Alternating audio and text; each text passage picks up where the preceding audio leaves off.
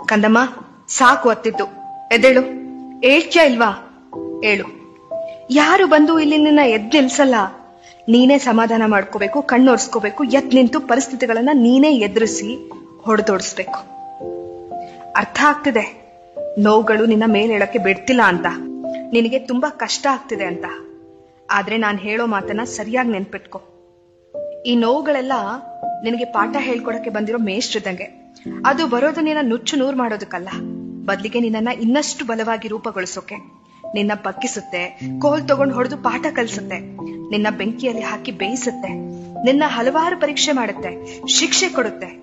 ಇದೆಲ್ಲದರ ಪರಿಣಾಮವಾಗಿ ನೀನು ಪಾಠ ಕಲಿತ್ಯಾ. ನೀನ್ ಪಾಠ ಕಲಿಯೋವರೆಗೂ ಅದು ಬಿಡೋದಿಲ್ಲ. ಮತ್ತೆ ನಿನ್ನನ್ನ ಬಲಿಷ್ಠವಾಗಿ ನಿಲ್ಸುತ್ತೆ, ರ್ಯಾಂಕ್ ತಗೊಳ್ಳೋವರೆಗೂ ನಿನ್ನ ಬಿಡೋದಿಲ್ಲ. ನಿನ್ನ ಮನಸ್ಸಿಗೆ ಆಗಿರೋ ಪ್ರತಿಯೊಂದು ಆಘಾತ, ಗಾಯದ ಕುರಿತು ಒಂದೊಂದು ಪಾಠ. ನಿನ್ನ ಪ್ರತಿಯೊಂದು ಕಣ್ಣೀರು